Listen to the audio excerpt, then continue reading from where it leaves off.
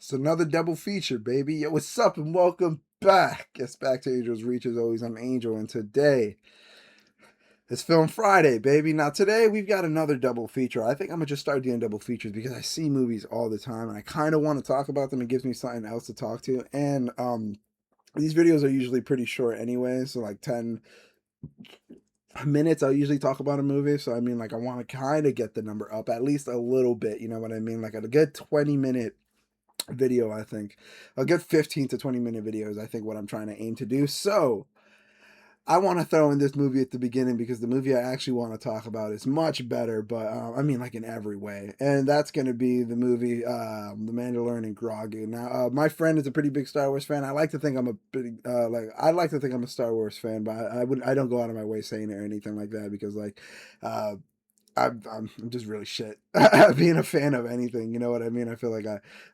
move on to things, like I move on from things way too quickly, and I have a shit memory. So like combine those two things together, I'm always finding something new to get passionate about and forgetting the last thing I was passionate about. Whatever. Um, but yeah, I'm not the biggest Star Wars fan, but I do enjoy it. And my friends were gonna go see The Mandalorian and Grogu in theaters. So I was like, you know what? It's a group watch sort of situation. I'm not opposed to it at all. We saw it in RPX. Could have seen it in regular screening. Honestly, I don't think there was like any need to go see it in RPX. I think it was just because the seats were taken up or whatever. But oh well. Mandalorian and Grogu. I was completely underwhelmed the entire movie, honestly, except like the little parts where he was showing like Grogu be cute and stuff, or like him helping out. Like I thought that those were like kind of cool. I don't know. I just didn't directed by Jon Favreau. This 2026 sci-fi fantasy movie mainly stars Pedro Pascal's character, the Mandalorian, accompanied by Grogu, and I believe there's another character on his ship that pilots it and stuff like that too. I'm not too sure. None of the characters were memorable in this movie, and so the what's it called? The movie starts out with Mandalorian getting put on a mission by the Republic to help the Hutt twins to retrieve their nephew. And initially, Mandalorian is against it because he is not a fan of the Hutt family and like what they represent. I guess, or I forget why, but he's not a big fan of the Hutts. I think they're murderers, gangsters, but it's under the Republic's order, so he like decides to go do it, and then the mission is to rescue the nephew Reggie the Hutt or something like that. I think Ricky the Hutt. I don't fucking. It was Jeremy Allen White's character, and it was so funny because he sounded exactly like it with like one of those megaphone filters on him, like the kid megaphone toys you used to get as a kid that would like fuck up your voice. It sounded like he was just talking through one of those, and absolutely no like accent work or anything. I guess when he was talking in like the Hutt language, he was like Akuna Kuka, and that kind of was like, all right, I guess you're making an effort there, but yeah, no.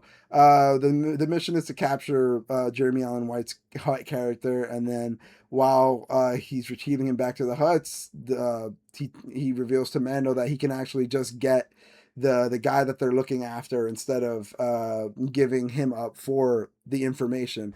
And so Mando, not being the biggest fan of the Hutts, is like, you know what, I'll trust you, and instead of giving you to the Hutts, I'll take the dude that you're saying is the guy. And that ended up being the right move because the Hutts were gonna double cross the Republic and them, which I thought was all right. Wow, that's pretty convenient. But I mean, like they were gonna double cross the Republic back, and they weren't gonna give them the right information or something like that, or they were gonna let the person that Jeremy Allen White's character is now giving them. I don't fucking. There's no point in explaining. It's stupid. You know what I mean? Like, I'm sorry. It just was an underwhelming plot. That the characters weren't memorable. The action was all right. It was just really there was just no reason to see the movie. It could have been an email. Honestly, it could have been like a 40-minute like movie special. And honestly, I think it would have been cooler that way. Like if you were to compact everything down. I think the scene of like Grogu like healing Mando back to health is super dope. I think like Grogu conveniently using his powers at some points and not at other points was really weird. I thought it was really funny that the giant mammoth droid at the beginning got his ankle joint rolled. Like that shit was super funny. The idea of like a giant tank rolling its ankle is so fucking funny to me. Um, Well, the small crew, the small crew that helped out with the ship and shit like that, that was my favorite part of the movie. Those little guys coming back with Grogu to save Mando, they were like all in the ship together, and it kind of resembled like the Empire Strikes Back crew. You know what I mean? Like Han, Luke, Chewie, and Leia, like in the ship. The four, and it very much so gave that vibe. And there was a lot of there was a fair amount of comedy in it, like a lot of like light, funny moments, and I realized that this is directed by Jon Favreau, who I like claimed a lot of respect for because of the movie Chef that I watched as a joke and ended up loving. So I wanted to keep my eyes open to see if I could see any of his directorial styles or his like you know what I mean his MOs in filming, and I couldn't. Like this movie was just like whatever. Um, I I really just enjoyed the little details. Like I'm not even gonna say that because I'm sure there's a lot of like respect and homage paid to like the show and like Star Wars and stuff that I didn't catch. That like that's like the actual little details and stuff like that. But I mean, just like the throwaway shots and like like I found myself like trying not to pay attention to the plot just because of how oh my gosh. Oh my god. Just like how much I didn't care. I don't know. I don't know. It was interesting for sure at some moments to see like Mando go up against like this crazy dope bounty hunter that's like way cooler and like his whole thing is he's like mogging and he's like this silent like bounty hunter that just is like I guess better than Mando in every way. Like he's silenter, he has more networking, like he's more deadly. He has a like cooler pet. He has a cooler companion. Honestly, I'd rather have that sick ass dog than fucking Grogu on my shoulder, not doing anything, just going and pointing to shit and smacking my helmet every once in a while. Like you know what I mean? Like I don't know. And I'm a really big fan of the companion like archetype. You know what I mean? Like I would love a video game where I'm just like the main character and I just got a little guy following me around, sort of shit. You know what I mean? Like I love that. I love that super, like the duo sort of mindset or like yeah, the companionship. But I really love the relationship between Mando and Grogu here. It was honestly my favorite. Like that's what drove the movie for me was Grogu coming back to save Mando after like he like got too deep in shit. Like that's like the climax of the movie is Mando being stuck. Like towards the end of the movie, like Mando's stuck in the fucking the hut cave or whatever the fuck hut base and he's fighting this like giant snake and he got put in the pits and like it's crazy. It's crazy fucking action for sure. If you like action, it's like all just there and um some dope shots as well, like underwater and stuff. But I mean, and the sound was pretty dope. I remember like the strings and stuff going off while like obviously during the fights, and I was like, oh, that's pretty cool. And there was a lot of times where I heard like obviously the Star Wars theme or like something adjacent to it, and that was dope. The screen wipes are always I'm always a big fan of Star Wars iconic screen wipes. But yeah, overall like even if somebody was like playing this at a party and was like, "Yo, let's just throw on Mando and Grogu," I would kind of fight against it. I'd be like, "Let's see what else is on Disney Plus. Like, let's watch Finding Nemo. That might be a better use of our time, you know." And to have on the background sort of thing. Maybe not Mandalorian and Grogu. I mean, I don't know. I try not to dislike movies or anything like that, but like I feel like even like in like the background, I could have a lot of movies playing, but I just feel like I don't know, man.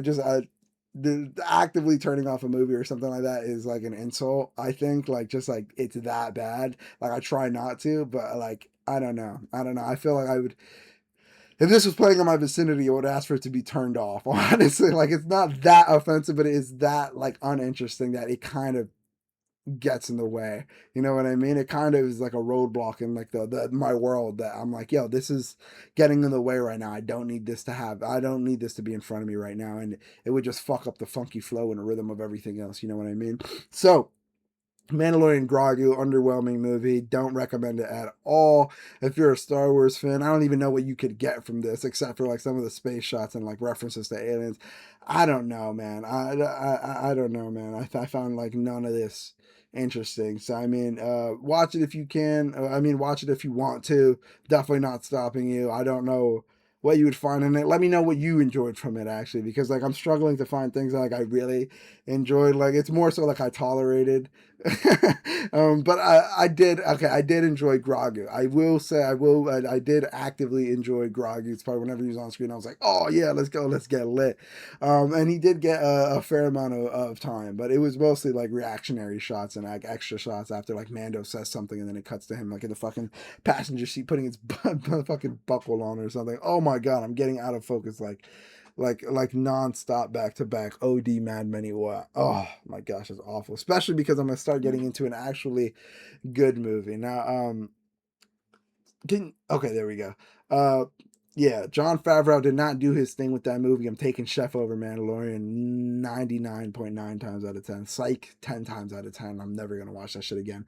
But Obsession, a true fantastic movie that I do recommend you go watch. Now, I heard a lot about Obsession, mostly from social media, but also a friend of mine was a huge fan of it. I think when we went to go see Over Your Dead Body, my late night movie flick homie, he told me he was thinking of watching the movie Obsession because he heard good things about it, and like the director was like a TikToker or like a short form content creator, like skits and things like that. And I'm a really big fan of skits. Actually, my another friend actually recently showed me one of his skits after we saw the movie that day, and so or the next day or something like that. I don't know. But we um my friend and I discussed like just how crazy it is for like someone like to go from making TikToks and YouTube shorts to like making a movie and stuff. But then obviously I don't know because you get like Markiplier who recently dropped the Iron Lung movie, and then like it's a video game. It's a video gamer's world, man. They recently just dropped like the FNAF 2 movie, and like who knows what other type of video game adaptations are coming out. You know what I mean? Like I don't know, but oh my gosh, I drink too much ginger ale. Obsession is a 2025 horror movie directed by Curry Baker. Again, Curry Baker being a TikToker, YouTuber, like a skit maker, content creator. And so, with just a $700,000 budget, this movie was absolutely fantastic. Now, honestly, let me get into the things I don't like about the movie before I get into anything else. Actually, let me run down the plot if you haven't seen it yet. The movie is basically a horror.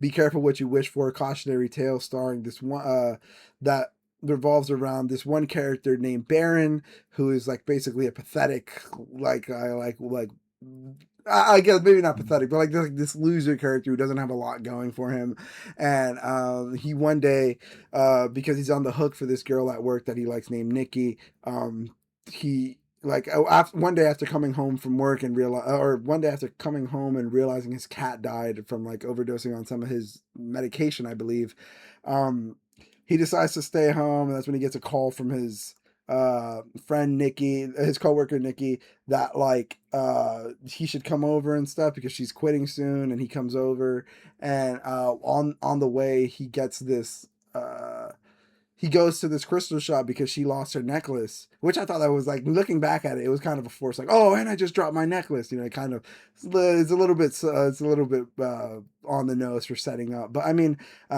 she loses her necklace. He goes to a crystal shop, and then there's pretty funny dialogue with the worker in there, and it leads to essentially him buying a monkey stick, which is just like a wish making a stick that you break and make a wish on, and he gets more than he wished for. He gets more than he bargained for. Essentially, it's because he wishes for this girl Nikki to be obsessed with him and love him more than anyone else in the world, and the wish comes true. But essentially, it's no longer Nikki. The big twist, I guess not twist, but the biggest plot point in this movie is that Nikki actually is not herself anymore, and she's possessed by this kind of spirit that is just this spirit of this concept of a person that's just in love with Baron. It becomes less of like a requited love. It becomes less of a relationship and more of like a she loves him and he likes that she loves him sort of thing, which honestly I think is a super dope message, especially for like single people. Like I think that I saw another movie recently, Our Hero Balthazar, and the movie Inso got thrown around in that a lot, but I mean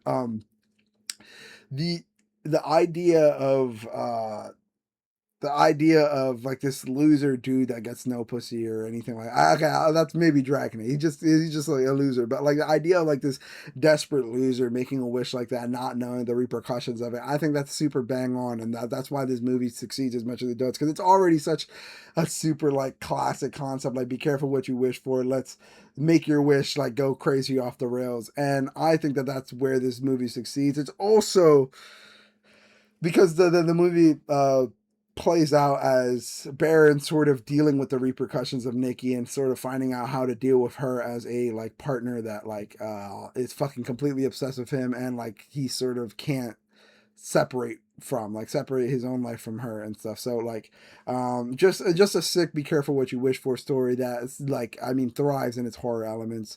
um and that's kind of what I want to go into really quickly, because the only thing I disliked about this movie, except like, you know, now thinking about like how corny the setup was like oh, my necklace just fell and stuff like that. And obviously this is Curry Baker's first, I mean, this is his directorial debut. I believe this is his first thing, he like the film, at least movie, that he produced. And so like it isn't going to be perfect. Again, like there's a bit of dialogue that pissed me off. Like I think at the ending, like the guy wishing for $1 billion, that was super frustrating. I understand it was realistic, like somebody would actually do that, but it just wasn't satisfying to see it play out. And that's just one of the risks you take as like making a movie. Is like, you know what, I'm gonna see how this works. And like a lot of people, I imagine, are a super big fan of that, and I can imagine liking that moment too. But like realistically, it doesn't sit well with me. I just didn't like how it played out in the movie and stuff. But that's the only thing I dislike for this movie, is sometimes it goes over the top, and that's not even a bad thing, honestly. That's more of a me thing. Is like I appreciate when things try, you know what I mean, and over the top, it's really easy to go over the top. It's really easy to force one thing. It's really easy to go in one direction or the other. And um, I think there was times where this movie did do that. Like towards the end, there was like a loud knocking scene where Nikki had, where Baron locked himself in the bathroom, and that was just like overbearing, like so thundering loud and repetitive. And that's essentially the whole point, you know what I mean? The whole point of those scenes being in the movie was for you to like look away and not look, and like, you know, not be able to control it. There was a lot of times where I was cringing and looking away. There's a scene where Nikki, obviously the possessed Nikki, is playing Jenga at a party, and I'm assuming one of the Jenga pieces she pulls out is like to either like take a shot or recite a piece of spoken word or something. I don't know. You don't get told what it says, but like she just recites like this paragraph. Like she goes on this like 2 minute long soliloquy talking about like pain and death and suffering, and then she's like, "All right, it's just a joke, guys. You know, whatever." And like it's moments like that where it goes so deep into it for so long that I kind of just get out of it at that point. And that's on me, honestly. That's like again, like the loud noises and stuff were like on purpose. It was meant to be strong. It's meant for you to like be uncomfortable. This movie succeeds a lot in uncomfortability, and where I think I talked not too long ago about Hokum playing on like the eeriness of like horror, I think this movie plays on like the uncomfortability of horror. Like Nikki's character goes from like uh from like not herself to possess. She goes from like being a character, you know what I mean? Like she goes from being like this lovey-dovey, like sort of dependent character, to like randomly switching on this obsessive freak that goes over the top. And it's so great. It's so like sometimes it's super subtle, which I love, but sometimes it's super in your face. And like, I mean, like this movie juggles a lot of things, and I think it would, I don't know. I would say, I wanted to say it would super benefit from doing like one thing really well, like focusing on her going super crazy really well. But I think it was the combination, it was the ratio of like Nikki being this like psychotic freak, but also just being like a loving, down to earth, like seemingly like just regular human. Like, I mean, like the times where she was in love with him did not always seem like she was crazy. A lot of the times it was just like them going out to eat and stuff, and like her being super interested in him, and like obviously that's what he wanted, and so that didn't seem too bad. But then when she gets like psychotic and starts like wanting to kill people because they're spending more time with him than her, like it really becomes crazy. I'm a really big fan of a lot of the shots in this movie. It was super like compact and tight, and it felt really like oh my gosh, it felt like I was watching it through a lens, almost like just like kind of creepily seeing this guy's like thoughts and everything. Baron obviously being like the biggest villain. Obviously Nikki was like killing people and going crazy, but obviously that's not her, you know what I mean? There's a lot of details about this movie that I like was a big fan of.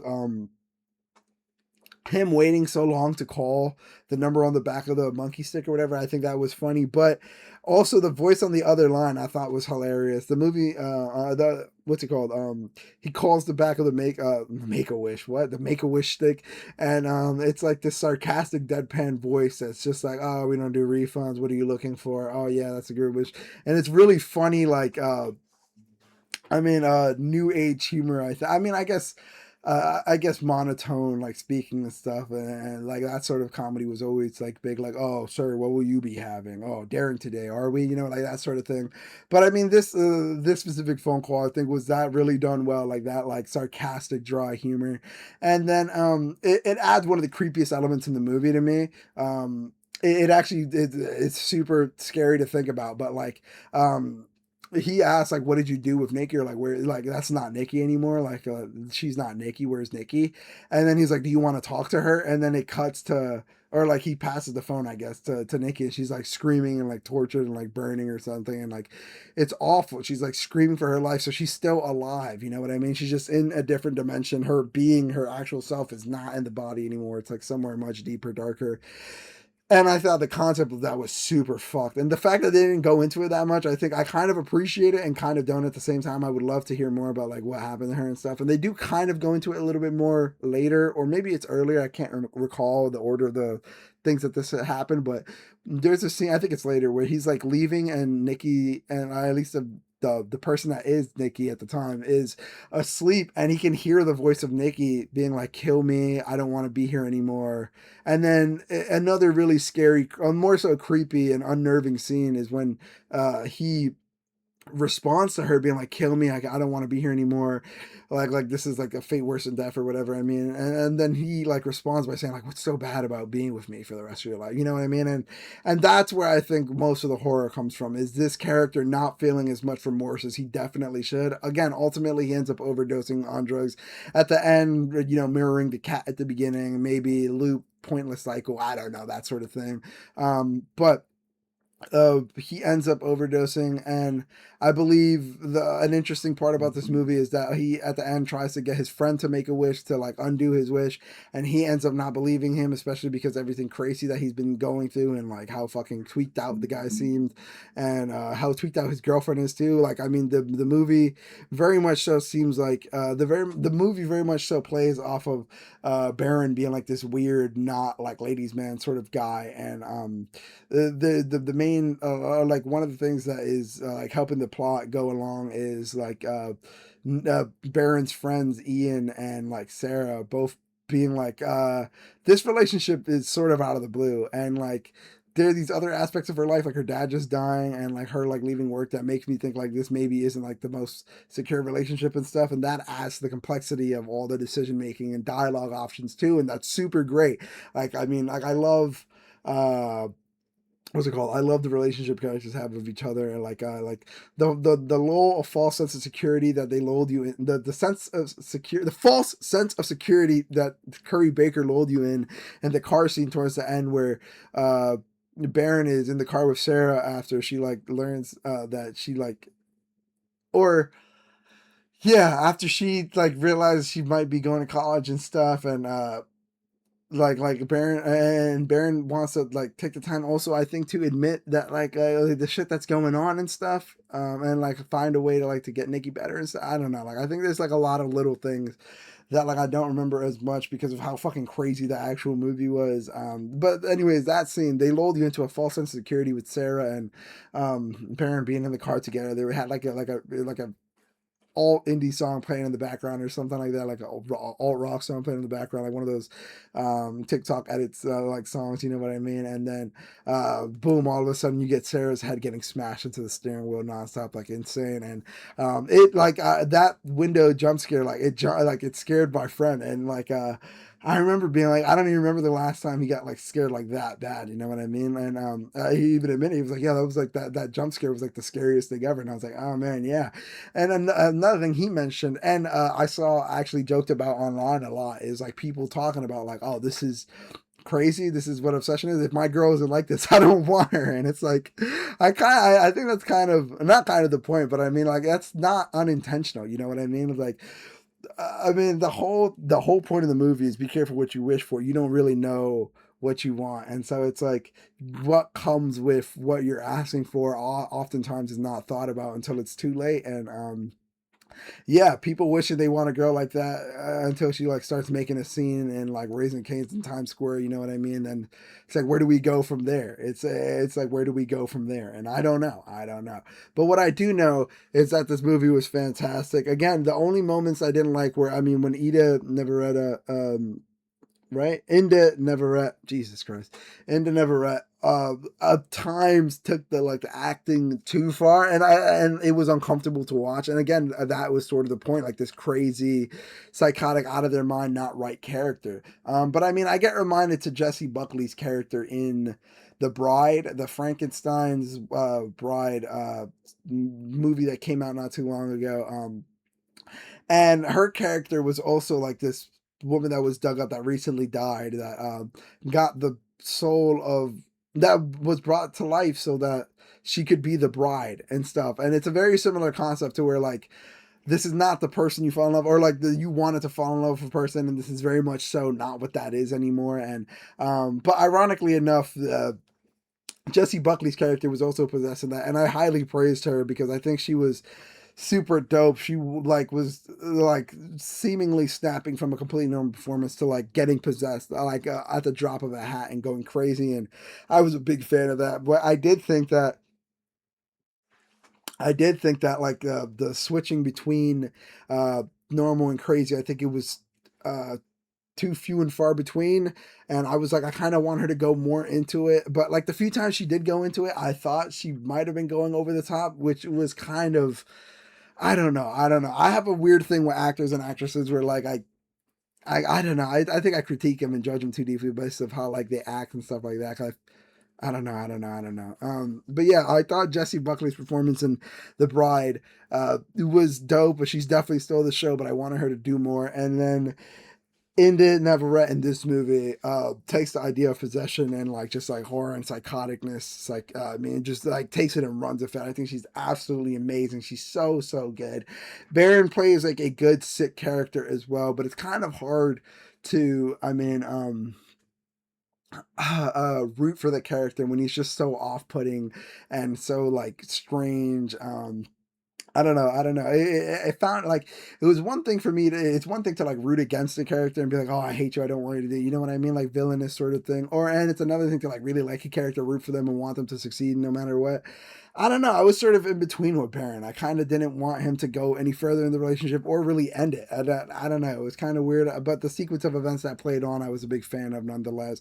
Again, Inda Neverett just really sold the role. Absolutely killed it. It was so unnerving. It was so uncomfortable. It was so crazy and uncomfortable to see her get to those lengths, especially like out in public, like with other people, like the party scene again with the Jenga soliloquy and stuff. Actually, one of the funniest moments I think was after that scene was done and nobody was reacting, and she was like, "Guys, it's just a joke. It's just a joke," and nobody was laughing. And then after a second, she's like, "No, no one's laughing. Fine, it's not a fucking joke." I was like, that is so awesome, though. I'm about to stand on business like that all the time. Like whenever I make a joke and I say it's a joke and people don't laugh, like fuck it, it's not a joke then. You know what I mean? Like if we're just gonna change the concept of comedy so that people aren't laughing at actual jokes anymore and you're not laughing at comedy, then it's not comedy at that point. You know what I mean? Fuck. But it was such a good funny scene. It was such a good funny scene, and I think I would rewatch this again. It would be it would you know what I would wait a while. I would wait a while to rewatch it. I was gonna say I'd rewatch it at the drop of a hat, but no. I think I told my friend. I told my friend because he mentioned something about like it being toxic and like a past relationship, and I was like, dude, you think that was like stressful to watch? You know what I mean? Like think of the drama because I like that was like a super what's it called a tense movie about like the relationship being affected after like news being found out about like one of the partners in the couple. You know what I mean? And I was like, that movie also had like a lot of tension between the characters and like their relationship and like what it means to have like a successful relationship, marriage or whatever. You know what I mean? But yeah, but one thing I discussed is like how. Uh, crazy it is to be like in a relationship like that or like anything remotely close to that. So watch out with who you're getting with. Watch the movie Obsession. I don't recommend watching it back to back or anything like that, but I've heard people who have watched it a shit ton. Oh my gosh, I completely forgot. I didn't give them ratings. No. I didn't review them on Letterboxd. I've got to go do that. I was gonna like I never give the movies like 5 stars or like anything like that. Or, like when I'm talking about them over here, but I do like to go on Letterboxd and stuff and like rank them. Just like it's mostly like in comparison to everything, so I can see like what are my 5 stars, what are my 4 stars, and it kind of is also just like as I'm going along, what do I think about the movies, and I think it'd be interesting to revisit some movies and like see what I'm feeling about them later on. But yeah, I got to go do that. Mandalorian and Grogu. No need to check that out. If it's on Disney Plus, I guess if you got a free hour or something like that. But even then, Obsession, really, really recommend it. Absolutely fantastic horror movie that I just can't praise enough. I mean, like, I'm sure if I look back, there's a lot of scenes that, like, I'm like, oh, this is super great. This is super great, too. But I mean, like, off the top of the dome, just super dope horror, super fantastic acting, really dope concept. The shots were amazing as well. Some of the songs chosen and the sounds, like, really great. I don't think there was too many moments where, like, it didn't keep me interested or entertained. Not necessarily on the edge of my seat or anything like that. But I mean, I was following along with everything pretty well. Big fan of the characters and, like, I liked it. I enjoyed it. I think it was just super. Again, the horror a lot of the times comes in like the over the topness or like the creepiness and like how non normal and non human like the Nikki acts at times and what comes with that. But yeah, whatever. I really recommend go seeing Obsession. Maybe not back to back or anything like that, or non-stop movie watching. I'm tripping. Yeah, but please enjoy. Thanks so much for watching or whatever. Let me know what you think about the movies down below. Recommend other movies. Yeah, talk to you guys later. Bye.